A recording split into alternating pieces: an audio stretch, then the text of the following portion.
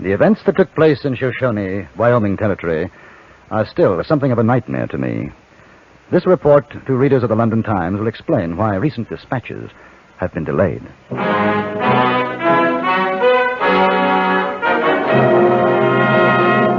Frontier Gentlemen.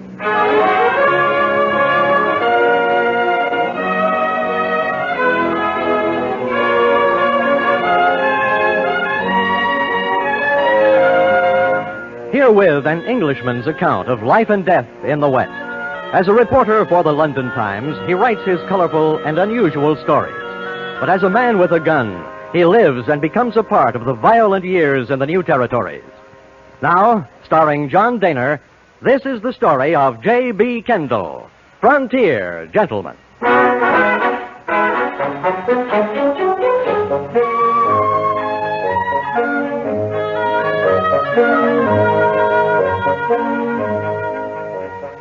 The story of my journey to Yellowstone National Park began with the coach of the Yellowstone stage line pulling into the town of Shoshone, midway point between Bear Claw and the National Park.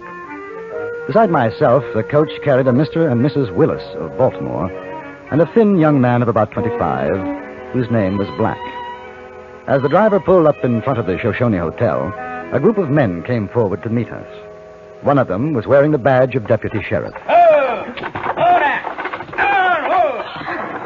Charlie? Well, this seems to be a nice little town. Yes, does. Let's stretch our legs, my dear. You getting out, Mr. Kendall? Yes. According to the schedule, seems we'll have our supper here. You boys looking for somebody? That's right, Charlie. You tell your passengers to just take it easy. Have them go into the hotel lobby. Right. Folks. Mr. Kendall, Mr. Willis. Yes? This here's C.B. Belljoy. He's deputy sheriff.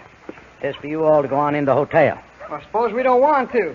Well, then, Mr. Black, I reckon you'll have to take that up with him. That right, C.B.? Mister, you wearing a gun? No? Then you got no choice, have you? Then you go on with the others. Just wait in the lobby. The sheriff will... Oh, no. Here he comes right now. Oh, Henry, look at him. Just so Mercy on a poor sinner. Howdy. Remember, Clyde, boy, mine, son, did fine. Just fine. Thank you, Paul. Son of mine, C.B. Howdy, Sheriff. Charlie, I hope we ain't put you out too much. No, sir. We can lay over here tonight if you say so. Good. And he's the passengers, Clyde, son of mine. That's right, Paul. Yeah, ragtail bunch. Well, let's get it over with. You folks go on in the lobby now. Go on.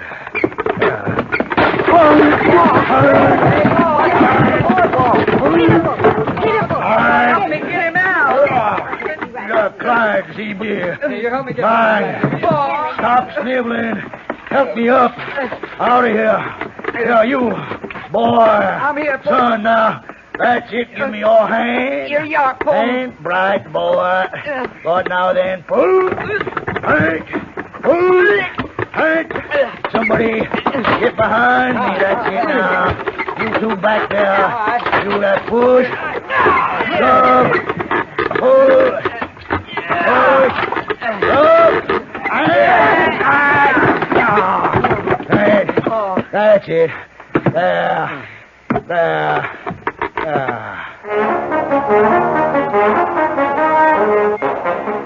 He entered the hotel without further mishap, and we were instructed to take seats facing him. After we had complied, the deputy C.B. told us why we were being held there. Paul got a telegraph message a while ago from the sheriff in Bear Claw. Now, it seems like somebody snuck into the Lucky Dollar Saloon office and walked off with a payroll just about when the stage was due to pull out. The sheriff down there... Ben Johnson. Yes, Paul. Johnson. The sheriff, Johnson.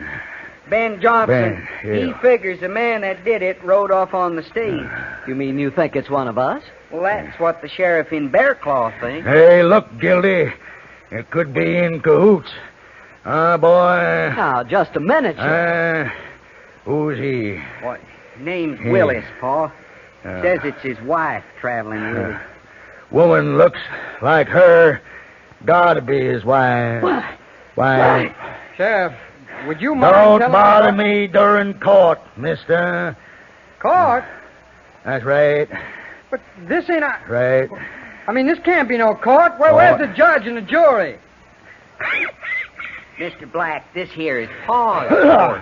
You mean it's kangaroo court? Hey, why, you call me a kangaroo? Well, you dirty. $50. Give me $50 for what? contempt for 50 days, which you decide. But you can't... Mr. Kendall. Excuse me, Sheriff. But according to law, a sheriff doesn't have the authority to exercise a fine from anyone in court. Only the judge can do that. A judge just did it. You mean he's the sheriff and the judge? And the jury, Jury. and the mayor, and the town council. Counsel, executioner, boy, you forgot. Executioner. Well, that too. Executioner, All yes, right, sir. all right. Now we understand. Let's get on with it. Bring him to attention. Attention, son. Yes, sir. Son. This court's hereby in session. Judge Granger Belljoy presiding. First case, the people against thief of the lucky dollar in Bellclaw. Oh, now, which one of them you reckon did it, son? Him? Henry. Sheriff, Reckon not. No. She wouldn't let him loose long enough to rob a saloon. Must be you, mister. No, Pa, that's the English fella. Yeah, foreigner. Pussy-footin' foreigner. That's how I figured. No guts. He wouldn't do it if he was starving. Really livid, starving. Well, that leaves him, Pa. Yeah. Now, how do you plead? What's his name? Black. Name, how do you plead? Black. Plead? Yeah. I ain't pleading no way to something I didn't do. Innocent. But, boy, you look guilty as in. Might as well confess. But I didn't do nothing. Sheriff, You keep out of this, Mr. Kendall. Black, you say you're innocent. Yeah. I say you're guilty. You got witnesses. Why, no, I got no... Sheriff. Judge Belljoy, Your Honor. Sheriff. Yeah, what is it, Charlie? Judge, sir, Sam over at the telegraph office told me to give you this. Oh, Just come in. now let's see. Let's do that. Over. From the Sheriff, Bearclaw, man robbed saloon known to be tall. Oh, regards, Johnson. Johnson. Tall? Well, that lets me out. Yeah, it sure does. It's got to be the Englishman then, Pa. now, just a minute here. Kendall, don't you try nothing. Henry, help him. Grab hold of that Englishman, boy. I don't Boy, need grab. to, Pa. Grab. He tries anything, I'll ventilate him with this here shooting iron. Good, son of mine. Good. Yeah. Kendall, I hereby sentence you to a term 2 years. My jail.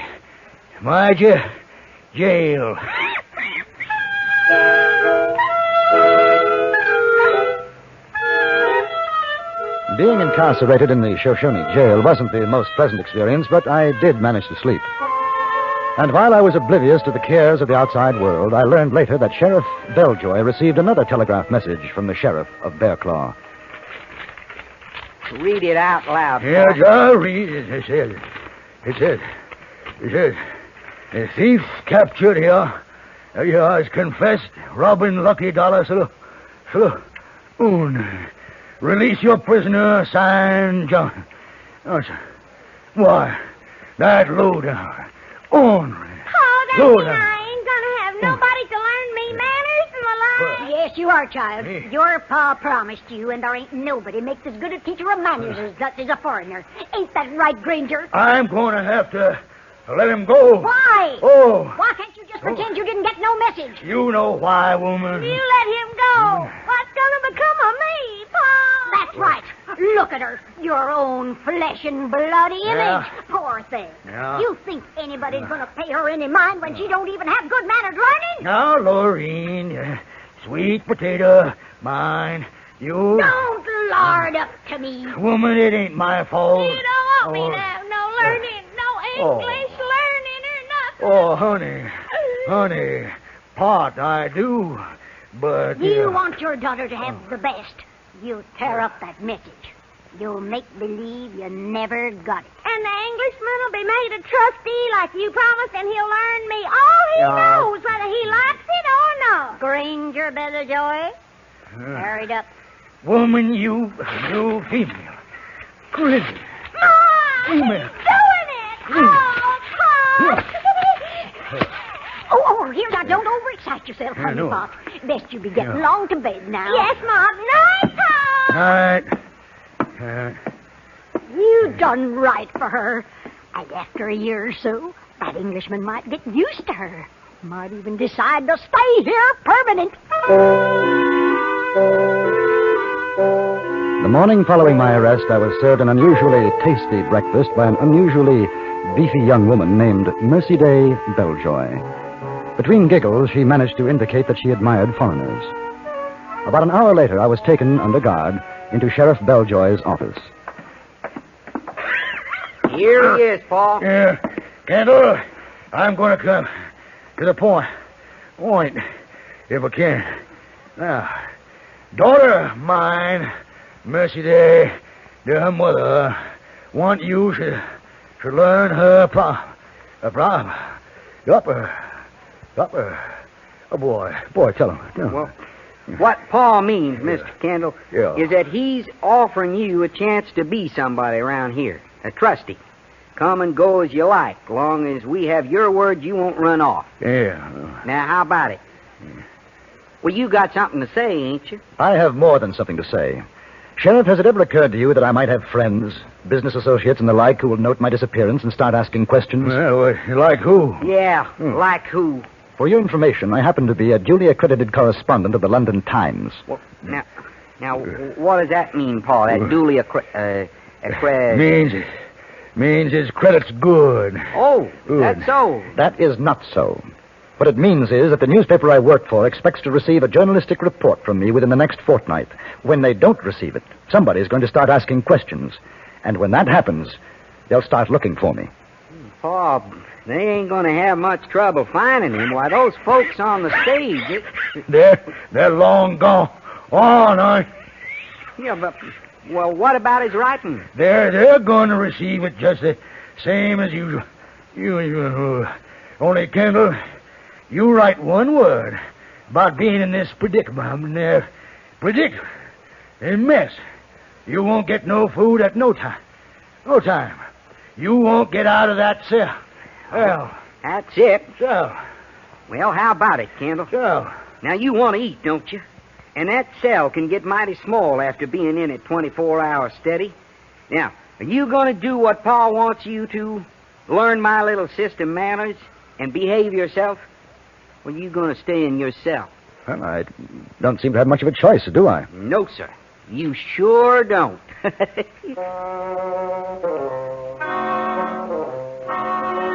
The first lesson was arranged in the Belljoy backyard.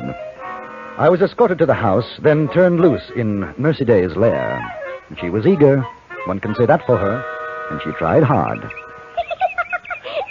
I just love the way your lip curls up when you talk. Say it again for me. How now, brown cow? That's it. Oh, that's so pretty. Oh, there's my ma. I want her to hear that piece. Ma, this man's learning me so good. Fine, honey pot. How now, brown cow? Ain't that just the stuff? That's fine. She's doing fine, ain't you, mister? Quite nicely. What about her manners? You ain't forgetting her manners, are you? He sure ain't. He already done told me a lady don't spit in front of a man no matter how much she wants to. Well, I declare. What's she supposed to do? That's right. You didn't tell me that, mister, what she's supposed to do.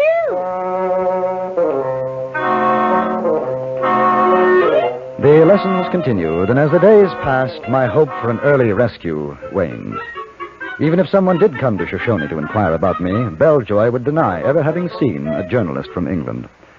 And as for my reports to the Times, well, Mercy Day was a good cook, and I disliked going hungry. So the reports were sent off per contract, except for one small detail. Those mailed by Belljoy were almost verbatim copies of the first reports I sent home after arriving in this western wilderness. Sooner or later, someone would arrive to inquire about me. But when help did come, it was from an unexpected quarter. Kendall, you come on out of there. My pa wants to talk to you. Oh? What about? You'll see, and I sure pity you. Why, he's sitting in the office with a bottle of whiskey in front of him, and his face so red, he looks like it's going to explode. Go on. What's on? Who'll make her? Female stealer. No, Pa, he ain't none of them things. Ah, he ain't. We'll see. You, Kendall. You, Kendall, over here. Why, Mr. Kendall, how charming to Here. see you. Pa, Here, Kendall. Pa, Here. Pa, before you get started, can I have a suck off of that bottle? Boy, you get. Scott. Yes, sir. Kendall, you miserable. Female stealing. Conniving. Scheming. Pa, he Stealing. ain't. He ain't. Yeah. There isn't none of that. He loves me. He ain't in love. He's sick. He's sick. Sick. Look at his face. But he does love me. Tell him, Mr. Kendall. Mercy Day. Sheriff, It's all right, honey. You just speak up. Sheriff, I have no intentions, honorable or otherwise, toward your daughter. Pa, you stand him. He can't say it to you like he did to me. I said what to you, Mercy Day? How do I love thee? Let me count the ways. But that's poetry. Sure is. Prettiest thing I ever heard. Wait a minute. Wait a minute. A minute now. You really did say such words to my little girl, Kendall? He just admitted it. Well, yes. But that's part of your... Part of courting me, huh, honey pot? Pa, why don't you pronounce us man and wife right now?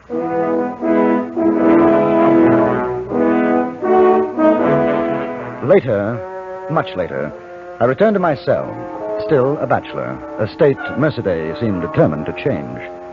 Belljoy had ordered the lessons stopped. My privileges as trustee rescinded. I was contemplating my dark future when I heard it. A scraping sound just outside my cell. Kendall. You, Kendall. Come over to the window.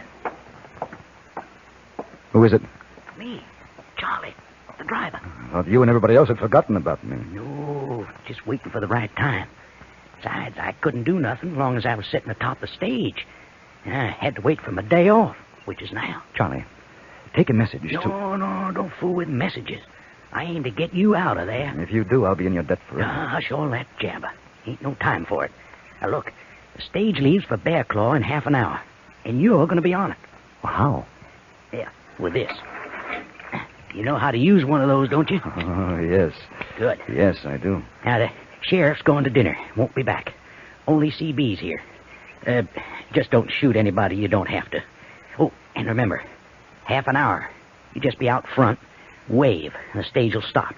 I won't be driving, but it's all set so you can get aboard. Thanks, Charlie. Oh, Charlie.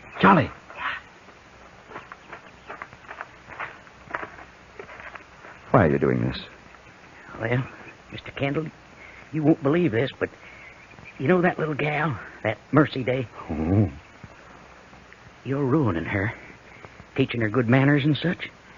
She thinks she's getting too good for me. Now, you keep on.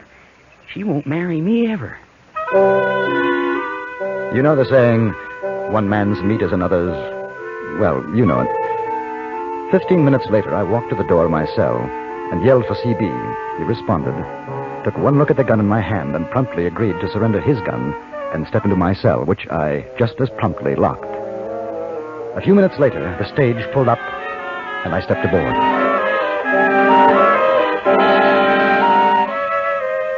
It wasn't until some time after I returned to Bear Claw that I was told what had happened when Sheriff Belljoy learned of my escape.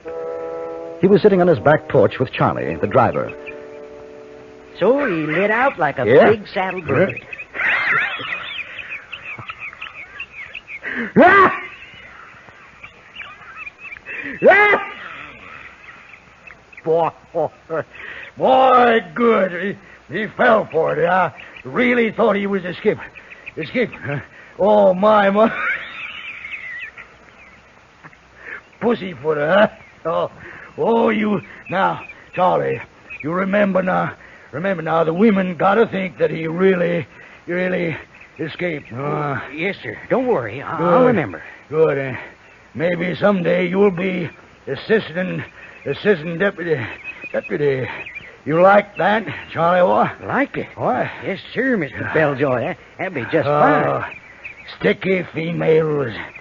Bad enough having them practice manners, talking English. You know, Charlie boy, I couldn't spit in front of them anymore. No. For a fact. And if you think that I'd let that giggle patch daughter of mine,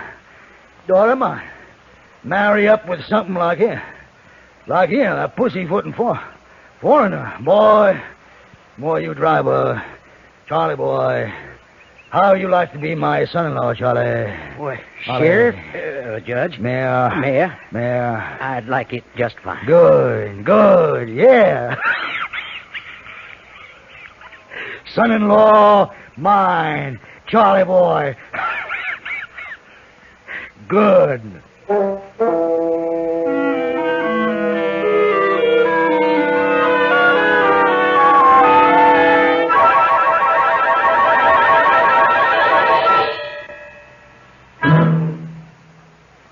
Frontier Gentleman was produced and directed by Anthony Ellis and stars John Daner as J.B. Kendall. Mr. Daner was also heard as Sheriff Belljoy. The story was written by Charles B. Smith. Featured in the cast were Richard Perkins, Virginia Gregg, Ron Meader, Jeanette Nolan, Harry Bartell, and Stacey Harris.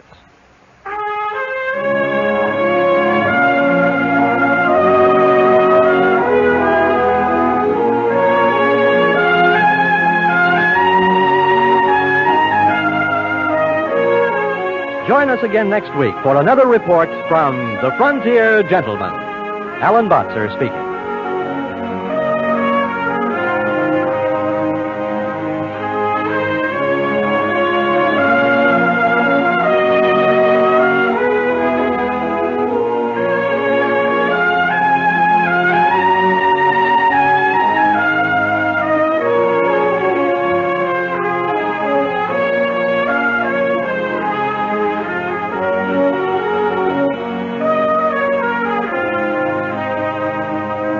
The events that took place in Shoshone, Wyoming Territory, are still something of a nightmare to me.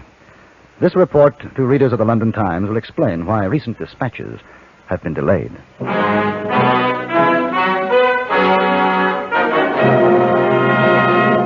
Frontier Gentleman.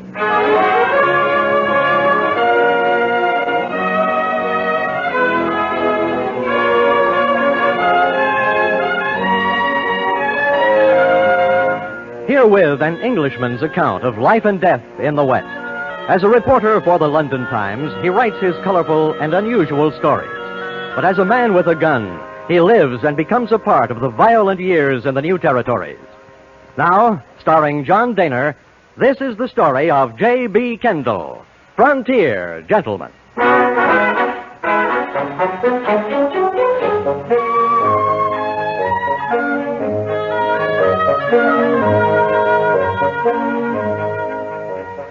The story of my journey to Yellowstone National Park began with the coach of the Yellowstone stage line pulling into the town of Shoshone, midway point between Bear Claw and the National Park. Beside myself, the coach carried a Mr. and Mrs. Willis of Baltimore and a thin young man of about 25 whose name was Black. As the driver pulled up in front of the Shoshone Hotel, a group of men came forward to meet us. One of them was wearing the badge of deputy sheriff.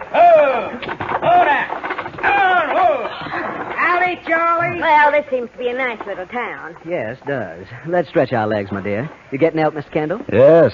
According to the schedule, seems we'll have our supper here. You boys looking for somebody? That's right, Charlie. You tell your passengers to just take it easy. Have them go into the hotel lobby. Right. Folks. Mr. Kendall, Mr. Willis. Yes? This here's C.B. Belljoy. He's deputy sheriff. Says for you all to go on in the hotel. I suppose we don't want to. Well, then, Mr. Black, I reckon you'll have to take that up with him. That right, C.B.? Mister, you wearing a gun? No. Then you got no choice, have you?